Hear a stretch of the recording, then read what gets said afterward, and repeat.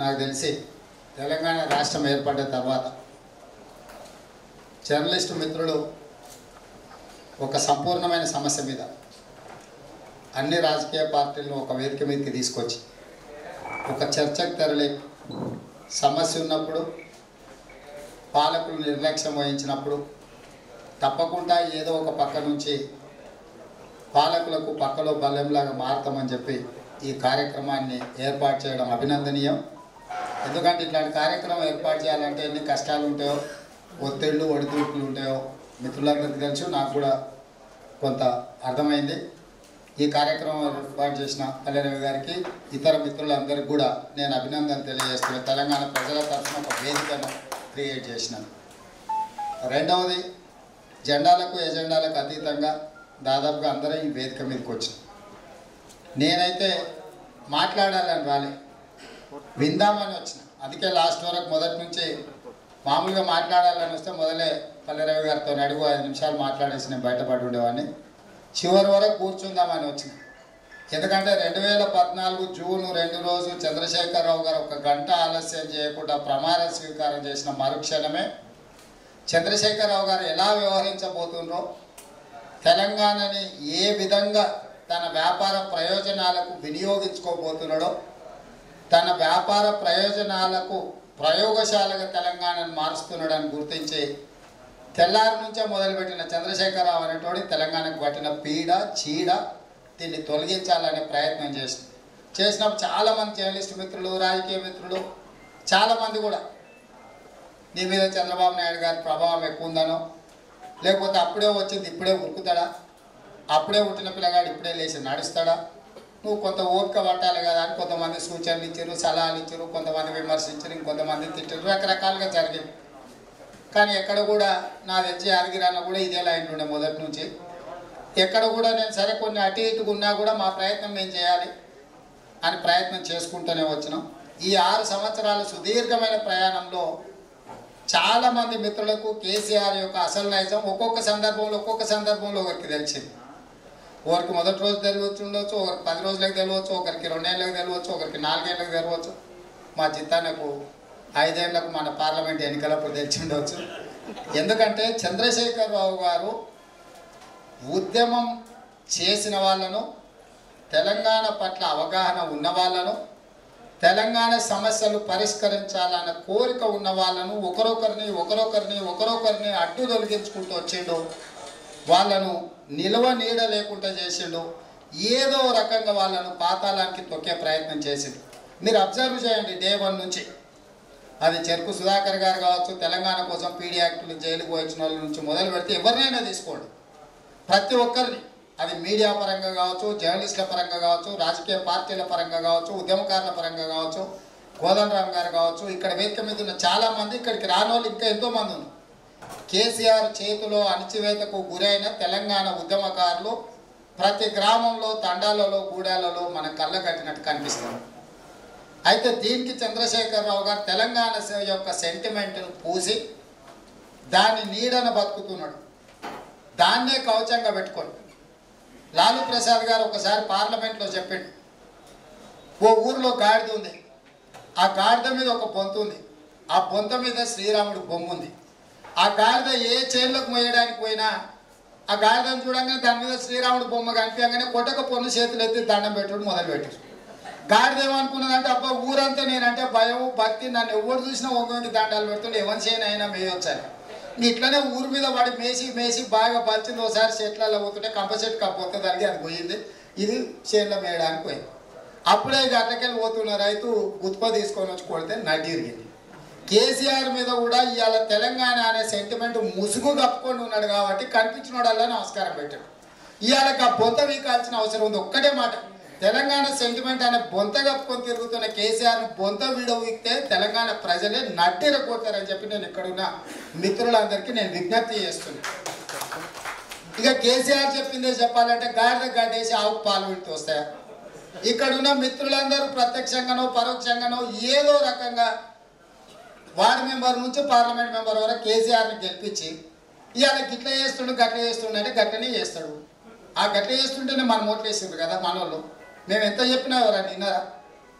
అరే ప్రతిపక్షం అనేది ఉండాలనే, ప్రశ్నించే గొంతులు ఉండాలి. ఒకవేళ అధికారం కేసీఆర్ కట్టబెట్టిన కనీసం చట్టసభలల్లా ప్రజాస్వామ్య స్ఫూర్తిని ప్రదర్శించండి.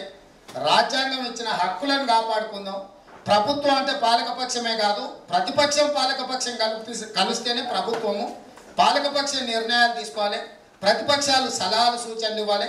పెడచెవిన పెడితే ధర్నాలో, రాస్తా రోకోలో, ఉద్యమాలు, నిరసనలో తెలపాలి. తెలిపినప్పుడే పాలకులు తీసుకున్న నిర్ణయాలను సమీక్షించుకుంటారు. ఇది ప్రజాస్వామ్య స్ఫూర్తి. డాక్టర్ బాబాసాహెబ్ అంబేద్కర్ గారు డిఫైన్ చేసిండ్రు. లేకపోతే గెలిచిన మళ్ళీ తెల్లారి అందరు పాలకపక్షమైన రాజ్యాంగంలో రాసి ఉండేటోడు కదా. 51% వచ్చినోడు ప్రభుత్వంలో కూర్చుంటాడు, ఆ తర్వాత స్థానంలో ప్రతిపక్షంలో కూర్చుంటాడు. స్పీకర్కి రైట్ సైడ్ ట్రెజరీ బెంచెస్ ఉంటాయి, లెఫ్ట్ సైడ్ అపోజిషన్ బెంచెస్ ఉంటాయి. ముఖ్యమంత్రికి ఎంత అవకాశం ఉంటుందో ప్రధాన ప్రతిపక్ష నాయకుడు కూడా మాట్లాడడానికి ఎప్పుడు లేచి నించున్న మైక్ ఇవ్వాలని ఎందుకు పెట్టిరు అంటే పాలకపక్షం చేస్తున్న తప్పును ప్రశ్నించడానికి ప్రతిపక్షానికి కూడా సమానమైన అవకాశాలు కల్పించాలని ఒక రాజ్యాంగ స్ఫూర్తిని ఇచ్చిందని కేసీఆర్ విధ్వంసం చేసి ఫిరాయింపులను కూడా, అమ్ముడు పోయేటోళ్ళను కూడా, సంతలో పశువుల కంటే హీనంగా పనుల కోసం పైసల కోసం పోయేటోళ్ళకు కూడా ఇది ఒక పునరేకీకరణ అని ఒక ముసుగేసి ఇవాళ తెలంగాణ బలోపేతం కావాలని అందరూ పాలకపక్షానికి పోవాలని చెప్పి మాట్లాడితే దాన్ని కూడా సమర్థించిన కొంతమంది జర్నలిస్ట్ సంఘాల నాయకులు వాళ్ళు గతంలో ఉద్యమాలు చేసారు, లెఫ్ట్ ఆర్గనైజేషన్లో పనిచేసారు, సివిల్ లిబర్టీస్లలో పనిచేసారు. అట్లాంటి వాళ్ళు చిన్న చిన్న తాయిలాల కోసం వాళ్ళు కూడా దాన్ని సమర్థించే పరిస్థితి వచ్చింది. కాబట్టి ఇవాళ తెలంగాణకు ఈ పరిస్థితి దాపురించిందని చెప్పి నేను ఈ వేదిక మీద నుంచి స్పష్టంగా ఇక్కడ ఉన్న మిత్రులకు నేను చెప్పదలుచుకున్నాను.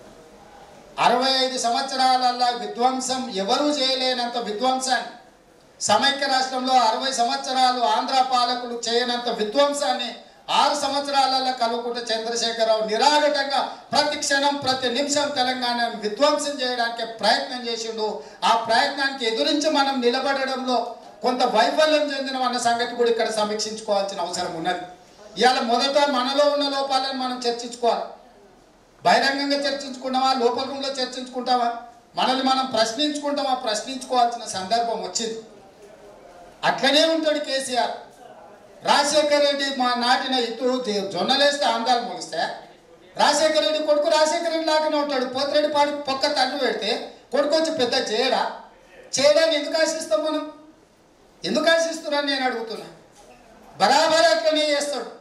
చంద్రబాబు నాయుడు గారైనా ఆయన ప్రాంతాన్ని చూసుకుంటాడు, జగన్మోహన్ రెడ్డి అయినా ఆయన ప్రాంతాన్ని చూసుకుంటాడు. తప్పెట్లా పడతాం? తెలంగాణ మట్టి కోయినా ఇంటోడే పోవాలన్నాడు కదా కేసీఆర్ దరిద్రుడు. ఇవాళ ఇంటోడే ఉన్నాడు, తెలంగాణ బిడ్డనే ఉన్నాడు, ఉద్యమకారుడే ఉన్నాడు కుర్చీలో. ఈడెందుకు మాట్లాడతలేడు? వాళ్ళు తరలించకపోతారా? అది వాళ్ళ ప్రాంతం యొక్క హక్కులను, వాళ్ళ రైతులను కాపాడుకోవడానికి, వాళ్ళ ఆర్థిక రాజకీయ ప్రయోజనాలు, ప్రాంత ప్రయోజనాల కోసం ఆంధ్రప్రదేశ్ పాలకులు ఎవరు వచ్చినా, చంద్రబాబు నాయుడు గారు ఉన్నప్పుడు ముచ్చుమరి తెచ్చి ఉండొచ్చు, మాల్యాల తెచ్చి ఉండొచ్చు, లేదా పోతిరెడ్డి పాడు ద్వారా తీసుకుపోయి ఉండొచ్చు. ఇప్పుడు జగన్మోహన్ రెడ్డి వచ్చి ఒక్క పెద్ద చేయొచ్చు, బరాబర్ చేస్తారు వాళ్ళు. కానీ వాళ్ళు అట్లా చేస్తున్నప్పుడు మనం ఎందుకున్నా, మనం ఉద్యమకారుడని భావించి భుజాల మీద మోసి పల్లకిలో తీసుకుపోయి కుర్చీలో కూర్చోబెట్టిన చంద్రశేఖరరావు గారు కాపలా కుక్క అన్నాడు కదా. ఇవాళ ధనాశకు ఆశపడ్డ గాడిదలాగా తయారైంది కదా. ఈ గాడిదని దారిలో పెట్టాల్సిన బాధ్యత మన మీద లేదా? ఇక్కడ ఉన్న వాళ్ళందరూ కూడా విశ్లేషించుకోవాల్సిన సందర్భం వచ్చిందని చెప్పి నేను మిత్రులందరికీ తెలియజేస్తున్నాను. ఇవాళ లక్ష్మీనారాయణ గారు చాలా విషయాలు చెప్పారు, సాంకేతికపరమైన అంశాలు. నేను ఎక్కువ లోతుకు వెళ్ళదలుచుకోలేదు. అంతో ఇంతో సన్నాయి నొక్కులు నొక్కిన శ్యాంప్రసాద్ రెడ్డి గారు కూడా కొన్ని ఒప్పుకున్నారు. ఆయన మారినట్టుగా అనిపిస్తుంది కానీ అంగి మారలే. ఉన్నప్పుడు చెప్తామనుకున్న పింక్ షర్ట్ తొడుక్కొని వచ్చాడు, అంగి కూడా మారవలే శ్యాంప్రసాద్ రెడ్డి గారు. మనసు ఎట్లా మారుతుంది లక్ష్మీనారాయణ గారు? మీరు ఎట్లా ఇస్తారు? వారు ఉండుంటే అంగి చూపించే చెప్పుదాం అనుకున్న, కనీసం అంగి అన్న మార్చుకొని రానా ఇక్కడికి వచ్చేటప్పుడు అని. పెద్దలు వారు రాలేదు. సరే, వారికి ఉండే ఇబ్బందులు వారికి ఏమున్నాయో మనకు తెలియదు. సరే, ఇంత దూరం వచ్చినందుకైనా వారిని అభినందించాలి.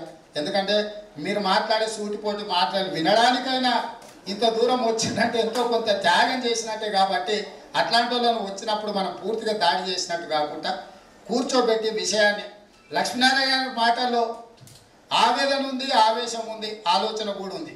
ఇవన్నీ మోతాదుకు మించి ఉన్నాయి కాబట్టి వారికి కొంత బాధ కలిగి ఉండొచ్చు. కాకపోతే దాంట్లో విషయం ఉంది, దాన్ని అర్థం చేసుకోవాలి. మనం కూడా దాన్ని ఆ సాంకేతికపరమైన అంశాలు నేను చెప్తామనుకున్న చాలా విషయాలు వారు చాలా వరకు చెప్పిర్రు. మొత్తం 14,000 క్యూసెక్సే, అంటే ఒక టీఎంసీ పైన.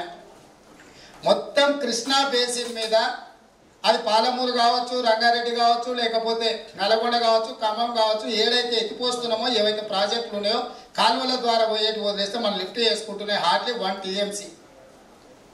ఒక్క TMC మనం ఎత్తిపోసుకోవడానికి ఇన్ని కథలు కేసీఆర్ చెప్తుంటే, ఇన్ని రకాల వయ్యారాలు పడుతుంటే, జగన్మోహన్ రెడ్డి సింపుల్గా ఇప్పుడు 80,000 క్యూసెక్లకు ఇది పెంచుకుంటే ఆల్రెడీ 11,500 క్యూసెక్లకు ఒక వెంట ఉంది, 5,000 చిల్లర క్యూసెక్లకు పవర్ ప్రాజెక్టుల కోసం ఉన్నది. ఈ 80,000 ఆ 11,500 5,000 కలిపితే దాదాపుగా 1,00,000 క్యూసెక్లు అంటే దాదాపుగా 9 TMCల నీళ్లు ఇవి రాయలసీమ లిఫ్ట్ ద్వారా దగ్గర తీసుకొచ్చే 3 TMCలు 12 TMCలు రోజుకు 12 TMCలు అంటే కృష్ణానదిని మొత్తాన్ని మలిపినట్టే. శ్రీశైలంలకు సుక్క రాదు, రాకుండానే మాయమైపోతుంది. జూరాల కాడ కనిపిస్తుంది, పోతిరెడ్డి పాడు కాడ మాయమవుతుంది, శ్రీశైలం కాడ ఎండిపోతుంది కృష్ణానది. ఇంకా శ్రీశైలం ఎండిపోయిన తర్వాత శ్రీశైలంలో ఉన్న 1670 మెగావాట్ల విద్యుత్ ప్రాజెక్టులు 10 పైసలకు యూనిట్ వచ్చే విద్యుత్ ప్రాజెక్టు శ్రీశైలం చచ్చిపోతుంది. 800 చిల్లర మెగావాట్లు ఉన్న నాగార్జున సాగర్ శ్రీశైలంలో నీళ్ళు వదిలితే తప్ప నాగార్జున సాగర్ నిండదు, నాగార్జున సాగర్లో విద్యుత్ ఉత్పత్తి చేసి వదిలితే తప్ప పులిచింతల నిండదు. సో ఇట్లా 2,604 మెగావాట్ల విద్యుత్ ప్రాజెక్టులు 10 పైసలకో 20 పైసలకో యూనిట్ వచ్చే ప్రాజెక్టులను ఇవాళ కేసీఆర్ చంపడానికి కంకణం కట్టుకున్న దాంట్లో భాగంగానే ప్రమాదాలు జరుగుతున్నాయి. ఇవాళ ప్రైవేట్లో ఆయన బంధువులు పెట్టుకున్న విద్యుత్ పవర్ ప్రాజెక్టులు ఏవైతే థర్మల్ పవర్ ప్రాజెక్ట్స్ ఉన్నాయో వాళ్ళు విద్యుత్ ఉత్పత్తి చేస్తే కొనుక్కునేటోడు లేడు. ఇవాళ ఉత్పత్తి ఎక్కువైంది, కొనుక్కునేటోడు తక్కువైంది. ఒకప్పుడు గ్రామాలలో యాదగిరైనకు లేకపోతే ఇక్కడ ఉన్న వాళ్ళకి తెలుసు, ఎవరింట్లోనైనా ల్యాండ్ లైన్ ఫోన్ ఇట్లా తిప్పే ఫోన్ ఉందంటే శ్రీమంతుడు. అవునా? ఆ రోజుల్లో ఏదైనా గ్రామంలో నియోజకవర్గంలో హెడ్ క్వార్టర్స్లో 10 ఇళ్ళలు ఉండేటి ఫోన్లు. అరే వాళ్ళ ఇంట్లో ఫోన్ ఉందా అని చెప్పుకునేటోరు. ఇవాళ ఉపాధి హామీకి కూలికి పోయేటోడు కూడా 2 జేబులలో 2 ఫోన్లు పెట్టుకొని తిరుగుతుండే, ఇటోటి ఎత్తుతుండే ఇటోటి తిరుగుతుంది.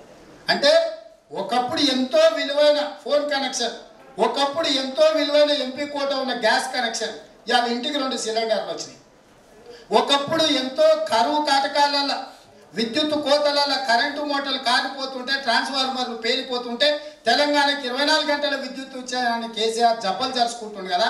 ఒకప్పుడు విద్యుత్ ఉత్పత్తి చాలా తక్కువ, వినియోగదారులు ఎక్కువ. ఇవాళ విద్యుత్ ఉత్పత్తి చాలా ఎక్కువ, వినియోగదారులు తక్కువ. ఇవాళ అడిగితే ఇంటికి కాదు, ఇంటికి వంటలకు పొయ్యిలకు కూడా కరెంటు తెచ్చి ఇంట్లో పెట్టుకునే వాళ్ళు ఉన్నారు. ఇవాళ కేసీఆర్ గొప్పతనం కాదు, మొత్తం సమాజంలో తెలంగాణ కేసీఆర్ ఉన్నాడు.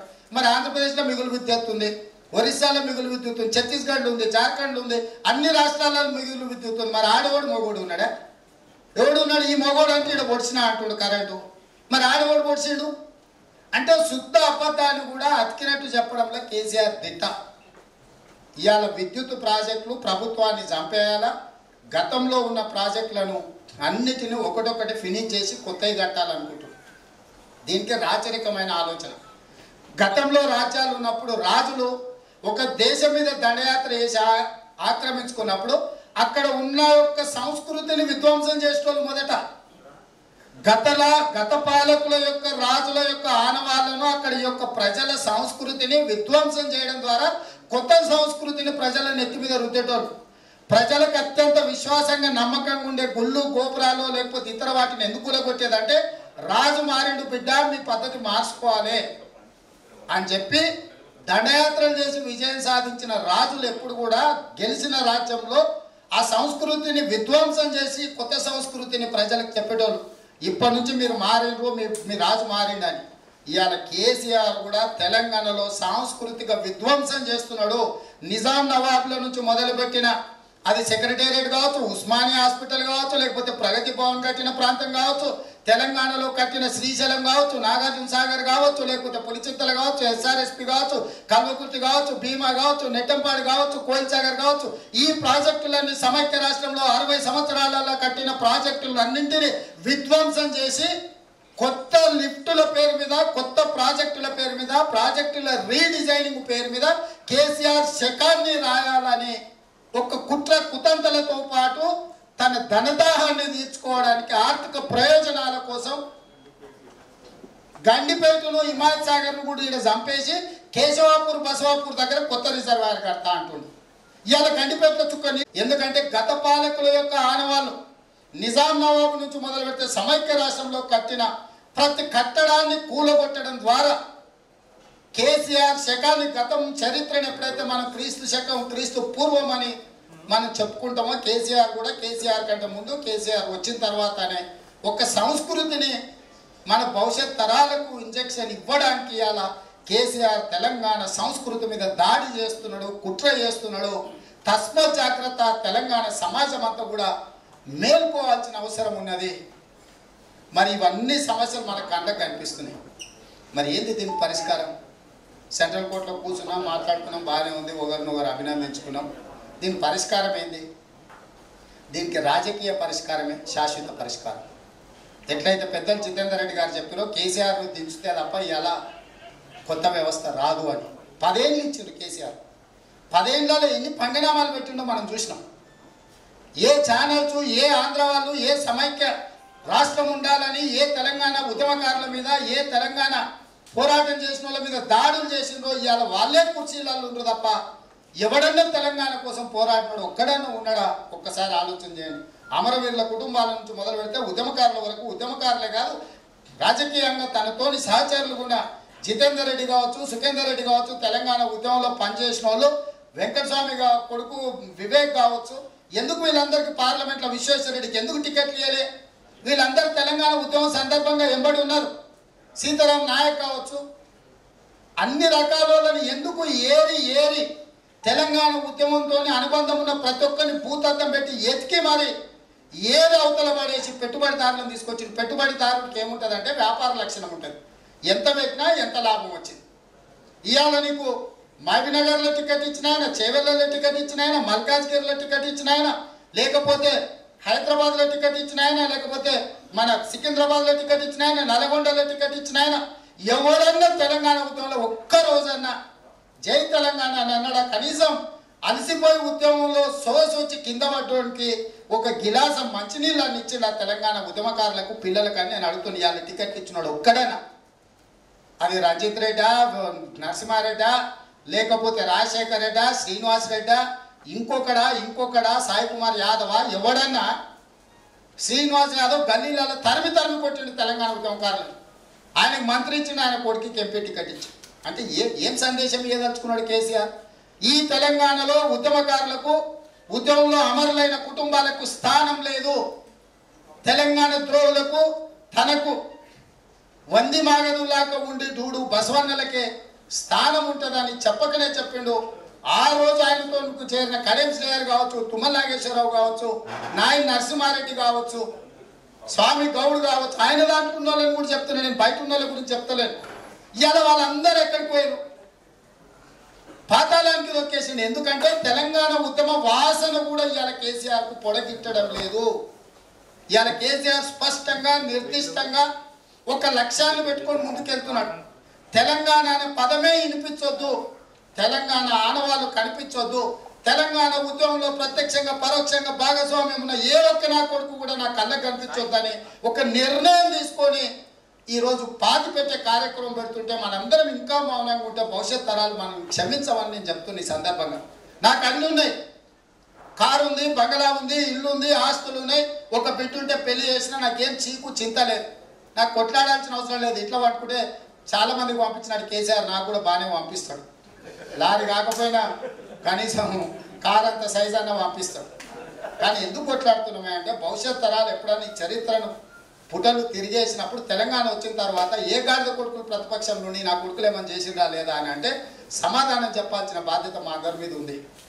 అందుకే ఇవాళ కొంత కష్టమైన, కొంత ఇబ్బంది అయినా పదే ఆయన తప్పుడు కేసులు పెట్టి జైళ్ళకు పంపించినా ఇవాళ ఉన్న ఛానళ్ళన్నీ కొనుక్కొని అడ్డగోలుగా ఏది పడుతుంది కనీసం ఒక్క పైస ఉంటే 100 వేసుకొని నాకు అభ్యంతరం లేదు. అనా పైస కూడా లేని దాంట్లో కూడా 200% ఎందుకు దాడి చేస్తుండు? ఒక్కసారి తెలంగాణ కోసం పనిచేసిన వాళ్ళు ఆలోచన చేయాలి. ఎవరి మీద దాడి జరుగుతుంది, ఎందుకు దాడి జరుగుతుంది? ఈ సందర్భంలో మిత్రుడు రవి గారికి నా విజ్ఞప్తి ఒకటే, ఈ కృష్ణానది జలాల మీద చాలా అంటే చర్చ జరగాల్సిన అవసరం, నాకు చాలా సమాచారం ఉంది. అది నారాయణపేట కొడంగల్ లిఫ్ట్ ఇరిగేషన్ అసలు మొత్తం వాటర్ ఎందుకు అలకేట్ చేయించుకున్నాడు, ఎందుకు ఈ పరిస్థితి వచ్చింది, భారతదేశాన్ని కబలించడానికి వచ్చిన ఈస్ట్ ఇండియా కంపెనీ వ్యాపారం ముసుగులో వచ్చిన తర్వాత ఎట్లా తన వ్యాపారాన్ని విస్తరించుకుంటూ మన మధ్యలో చీలికలు పేలికలు చేసి దేశాన్ని ఆక్రమించుకొని 300 ఏళ్ళ పైగా తెల్లదొరలు ఎట్లా పాలించారు. ఇవాళ తెలంగాణ పాలిట మెగా కృష్ణారెడ్డి ఒక ఈస్ట్ ఇండియా కంపెనీ ప్రతినిధిగా మాత్రమే ఉన్నాడు. ఇవాళ దీన్ని కబలించడానికి మెగా కృష్ణారెడ్డి 2 ముఖ్యమంత్రులు ఉండొచ్చు, రాష్ట్రాలుగా మనకు ప్రాంతాలుగా విడిపోయి ఉండొచ్చు, కానీ సాగునీటి పారుదలకు మాత్రం CEO ఒక్కడే ఉన్నాడు. ఆయన పేరు మెగా కృష్ణారెడ్డి. అది ఈస్ట్ ఇండియా కంపెనీ, మనల్ని దోసుకోవడానికి వచ్చిన కంపెనీ. ఆయన పెట్టుబడే. ఇవాళ కాళేశ్వరంలో కేసీఆర్ ఇచ్చిన అన్ని పనులలో అనుభవం సంపాదించి ఆ అనుభవంతో ఇవాళ ఆడే టెండర్లు వేసాడు. రాయలసీమ లిఫ్ట్ ఇరిగేషన్ ఈ అనుభవం అంటే కేసీఆర్ పెంచి పోషించిన పామే ఇవాళ పడగ విప్పి పాలమూరు ప్రాజెక్టుల మీద కాటేస్తుంటే ఇవాళ ఎవరే మాట్లాడతలేరు. కేసీఆర్ ఎందుకు టర్మినేట్ చేస్తలేరు? తెలంగాణలో మన ఆకాంక్షలకు, మా ప్రజల యొక్క జీవన విధానానికి, వలసపోతున్న పాలమూరు బిడ్డల బతుకులను చిత్రం చేయడానికి కంకణం కట్టుకొని ఇవాళ రాయలసీమ లిఫ్ట్ ప్రాజెక్టులో పనులు తీసుకున్న మెగా కృష్ణారెడ్డి ప్రాజెక్టుల యొక్క పనులను తెలంగాణలో ఎందుకు టర్మినేట్ చేస్తలేడు? రకరకాల కారణాల చేత పోలవరంలో ఉన్న కంపెనీలను అన్నింటిని కూడా జగన్మోహన్ రెడ్డి వచ్చిన తర్వాత టర్మినేట్ చేసినప్పుడు, రివర్స్ టెండర్ల ద్వారా కొత్త టెండర్లు పిలిచినప్పుడు ఇవాళ తెలంగాణ ప్రజల యొక్క ఆకాంక్షకు వ్యతిరేకంగా రాయలసీమ లిఫ్ట్ ఇరిగేషన్ ద్వారా ఇక్కడ గడించిన అనుభవం వినియోగించి ఇవాళ కృష్ణారెడ్డి గారు అవతల పనులు చేపడుతుంటే తెలంగాణలో పనులు ఎందుకు టర్మినేట్ చేస్తలేడు అని అడుగుతున్న కేసీఆర్. నేను సింపుల్ ఒకటే క్వశ్చన్. మళ్ళా 3వ TMC కింద కాళేశ్వరంలో ఇక లక్ష్మీనారాయణ గారు చెప్పిన దాంట్లో కొంచెం లోతుకెళ్ళాలంటే జగన్మోహన్ రెడ్డి గారు తరలించుకోపోయే 12 TMCలకు కాస్ట్ 20-25 వేల కోట్లు కూడా అవుతలేదు. కానీ కేసీఆర్ కట్టిన కాళేశ్వరం 2 TMCలకు 1,50,000 కోట్లు అయింది. చూడు ఈ మతలబ్ ఏందో, మాయేందో మర్మమేందో, దీని లెక్కేందో నాకైతే అర్థమవుతలేదు. మనకు మేధావులు చెప్పాలి. జగన్మోహన్ రెడ్డి టోటల్గా పోతిరెడ్డిపాడు కానీ రాయలసీమ లిఫ్ట్ కానీ అన్ని కలిపి తరలించకపోతున్నా 12 TMCలకు అవుతున్న ఖర్చు తిప్పికొస్తే 10 నుంచి 12,000 కోట్లు కూడా అవుతలేదు. 7,000 ఇంకా పెంచి అటు ఇటు మాయా గోల్మాలు అది ఇది మాయా మాత్రం తంత్రం కలిపితే కూడా 10,000 దాటలేదు. కానీ 2 TMCల కాళేశ్వరంలో 1,50,000 కోట్ల రూపాయలు అయినాయి.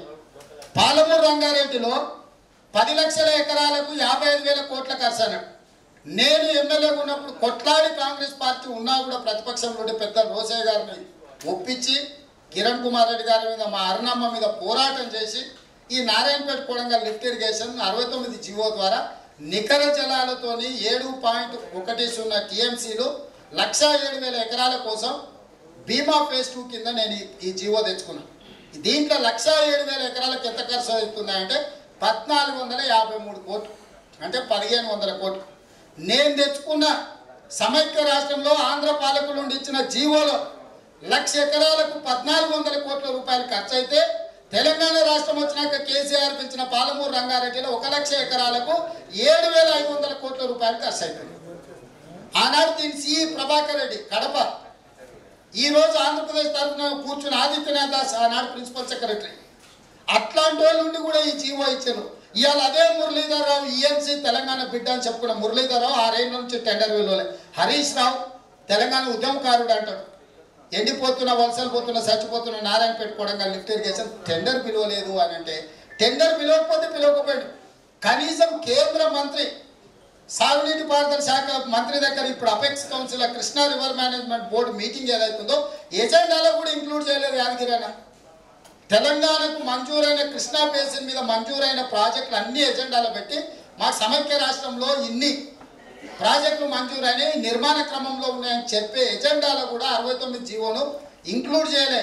ఈరోజు చెప్తున్న ఈ వేదిక మీద నుంచి ప్రభుత్వం ఉన్నంతసేపు జీవో బయటకు రాక కొన్ని కారణాల చేత పెండింగ్ ఉంటే గవర్నర్ గారు ఉన్నప్పుడు అప్పటికి కేంద్రంలో ప్రభుత్వం ఏర్పాటయ్యే మెజారిటీ నరేంద్ర మోడీ గారికి వచ్చేసింది. అక్కడ చంద్రబాబు నాయుడు గారికి వచ్చిన తర్వాత వెంకయ్య నాయుడు గారు, చంద్రబాబు నాయుడు గారు ఇద్దరు గవర్నర్ గారికి ఫోన్ చేసి ఈ జీవోను తక్షణమే రిలీజ్ అయ్యి స్టేట్ అపాయింటెడ్ డే వస్తే సమైక్య రాష్ట్రంలో ఈ జీవో ఇవ్వడానికి కుదరదు, ఆ ప్రాంతం ఎండిపోయింది, నువ్వు జీవో ఇవ్వని గవర్నర్ నరసింహన్ గారికి ఫోన్ చేస్తే ఆఖరి రోజు 23 మే 2014 నాడు ఈ జీవో వచ్చింది. గవర్నర్ గారి పాలనకు చివరి రోజు అది. ఆ తర్వాత లయోవర్ గవర్నమెంట్ హ్యాండ్ ఓవర్ చేసి మీరు ప్రభుత్వాన్ని ఏర్పాటు చేసుకోండి. 23 మే 2014 నాడు చివరి సమైక్య రాష్ట్రంలో విడుదలైన కృష్ణానది మీద నికర జలాలతోని గవర్నర్ నరసింహన్ గారు ఇచ్చిపోయిన జీవో. సమైక్య పాలకులను మనం తిట్టుకునే వెంకయ్య నాయుడు, చంద్రబాబు నాయుడు, ప్రభాకర్ రెడ్డి అందరు కలిసి అరే నిజంగా వీళ్ళకి అన్యాయం జరిగింది, నారాయణ పెట్టుకోవడం కలిపి నీళ్ళు ఇవ్వాల్సిందే అని చెప్పి నికర జలాలతోని కేంద్ర ప్రభుత్వం ఏఐబిపి అప్రూవ్డ్ ప్రాజెక్టు బీమా అంటే 75% కేంద్ర ప్రభుత్వం నిధులు ఇస్తే రాష్ట్ర ప్రభుత్వానికి ఖర్చే లేదు, 25%. అట్లాంటి ప్రాజెక్టు మంజూరు చేసి అన్ని అనుమతులు ఇచ్చేసి జీవో ఇస్తే 6 సంవత్సరాలలో దీన్ని టెండర్ పిలవకపోను కనీసం కేఆర్ఎంబి సమావేశంలో ఎజెండాలో కూడా కేసీఆర్ ఇంక్లూడ్ చేయలేదు. ఎంత దుర్మార్గుడో కేసీఆర్ ఒక్కసారి ఆలోచన చేయండి. కాబట్టి ఇలాంటివి చాలా విషయాలు ఉన్నాయి. ఒక మహబూబ్నగర్ జిల్లానే కాదు, నా సూచన మిత్రులకు ఎక్కడెక్కడ మేము సహాయం చేయగలమో మీరు ఆలోచన చేయండి. ఖమ్మం నుంచి మొదలు పెడితే ప్రతి జిల్లాలో ఇది చైతన్య వేదికలు కావాలి, ఒక అవగాహన కల్పించాల్సిన అవసరం ఉన్నది. ఆయా జిల్లాలలో ఉన్న నాయకులను ఉద్యమకారులను పిలవండి, ఇక్కడి నుంచి కూడా కొంతమందిని పిలవండి, నిపుణులను కానీ ఇతరులను కానీ. మీకు ఏం కావాలో మేము అండగా నిలబడతాం. తెలంగాణ ఉద్యమం కేసీఆర్ ఒక్కటి చేసింది లేదు, కేసీఆర్ ఒక్కటి కట్టగట్టింది లేదు. మేము ప్రత్యక్షంగా గవర్నర్ ప్రసంగంలో పెట్టలేదంటే గవర్నర్ అడుగు నరసింహన్ గారిని, రేవంత్ రెడ్డి తెలంగాణ ఉద్యమం కోసం ఏం చేసిండు, ఏం చేస్తే గవర్నర్ గారు మొత్తం బడ్జెట్ సెషన్ తీసి బయటపడేది. ఫస్ట్ నా పేరు ఉంటుంది, సెకండ్ మహేందర్ రెడ్డి పేరు ఉంటుంది, థర్డ్ నాగం జనార్దన్ రెడ్డి గారి పేరు ఉంటుంది, ఫిఫ్త్ ఫోర్త్లో హరీష్ రావు పేరు ఉంటుంది. గవర్నర్ ప్రసంగంలో జరిగిన సంఘటనల నేపథ్యంలో శాసనసభ నుంచి ఆ రోజు మమ్మల్ని అనర్హులుగా వేటేయడానికి అన్ని రకాల చట్టాలను సమీక్షించిన ఆ రోజు గవర్నర్ గారి మీద ఈ రకమైన దాడి ఖండిస్తున్నాం అని చెప్పి దాంట్లో మొదటి పేరు నాది ఉంటుంది. మొదటి నుంచి తెలంగాణ ఉద్యమంలో మేము క్రియాశీలకంగా ఉన్నాం. కేసీఆర్ కుటుంబాన్ని, ముఖ్యమంత్రిని, మంత్రులను చేయడానికి కాదు. ఇవాళ చివరికి ఒకటే మాట, అదేదో ఉర్దూల సామెత ఉంది, యాదగిరి బాగా తెలిసి ఉండాలి, 17 मुंशी एक ही कुर्सी, 17 मुंशी है एक ही कुर्सी है नवाब के महल में. సో కేసీఆర్ గారి మంత్రిలో 17 మంది మంత్రులు, కుర్చీ ఒకటే ఉంది. ఆ ఒక్కటే ఆయన కొడుకుని కూర్చోబెట్టి నీ బండ్రోతు నాయలు పక్కన చేతులు కట్టుకొని నిలబడాల్సిందే తప్ప ఎవరు ఒక్కడు కూడా పనికొచ్చేటోడు లేదు. కాబట్టి దీన్ని స్పష్టంగా ప్రజలకు తీసుకొచ్చి 69లో మొదటి దశ ఉద్యమం జరిగింది, 2009లో మలి దశ ఉద్యమం జరిగింది. ఇప్పుడు తుది దశ ఉద్యమానికి ఊపిరి ఊదాల్సిన బాధ్యత మన అందరి మీద ఉంది. ఇక శాశ్వతంగా ఈ తెలంగాణకు విముక్తి జరగాలి. నేను స్పష్టంగా ఈ వేదిక మీద నుంచి కోరుతున్నా, ఏ రాజకీయ పదవి లేకపోయినా నేను సిద్ధంగా ఉన్న పనిచేయడానికి, ఏ పదవి అక్కర్లేదు నాకు. నిజంగా మేము కొట్లాడే ఆ రోజు పిల్లలు చేస్తుంటే మేము పడ్డ దుఃఖం మాకు తెలుసు. మేము తెలుగుదేశంలో ఉన్నప్పుడు మమ్మల్ని అవమానకరంగా మాట్లాడుతున్నప్పుడు ఎన్నో అవమానాలు ఎదుర్కొని మా పార్టీలో లేఖనిప్పించి మా పార్టీలో ఉన్న పెద్దలను ఎదుర్కొని నిలబడి తెలంగాణ కోసం ఎంత ఖచ్చితంగా మేము ఆ రోజు మాట్లాడామో మాకు తెలుసు. మాకు ఆవేదన, దుఃఖం తెలుసు. ఆ రోజు సంఘటనలు ఒక్కొక్క పిల్లగాడు చచ్చిపోతుంటే అవి చూడలేక, అరే నిజంగా నీ అమ్మ మన ఇంట్లో పిల్లలు చచ్చిపోతే, మన ఇంట్లో మన బిడ్డకో కొడుకో కాలుకు చిన్న తట్టిగా ఉంటే మీ అమ్మ మనం ఇంత బాధపడతాం, పేదోళ్ళ పిల్లలు ఇట్లా చచ్చిపోతుండ్రు, ఈ తెలంగాణ రాకపోతే ఎట్లా అని ఎన్నో కన్విక్షన్స్తో ఎన్నో రకాలుగా మేము ఇందులో భాగస్వామ్యం చేసి ఆ రోజు తెలంగాణ అనుకున్నాం. కానీ నేను ఊహించిన కేసీఆర్ ఇట్లనే ఉంటాడని ఊహించడానికే మొదటి రోజు నుంచి నేను వ్యతిరేకించుకుంటూ వచ్చిన. కేసీఆర్ లక్ష్యం నాకు తెలుసు, కేసీఆర్ ఆలోచన తెలుసు, కేసీఆర్ నరాన ఎప్పుడు ఏం ఆలోచన చేస్తాడో నాకు తెలుసు. కాబట్టి డే 1 నుంచి కేసీఆర్ పొడవు కూడా గిట్టకుండా కొట్లాడుకుంటూ వచ్చిన. అప్పటికీ తెలంగాణ ఉద్యమంలో అందరం కలిసే పనిచేసినాం. ఇదే కోదండరామ్ గారు పొలిటికల్ చేసి పెట్టినప్పుడు అందరం అందులో కూర్చొని కొట్లాని. అయినా తెలంగాణ వచ్చిన మరుక్షణం ఎందుకు కేసీఆర్ వ్యతిరేకించడం అంటే ఆయన యొక్క ఆలోచన విధానం తెలుసు కాబట్టి చేసింది.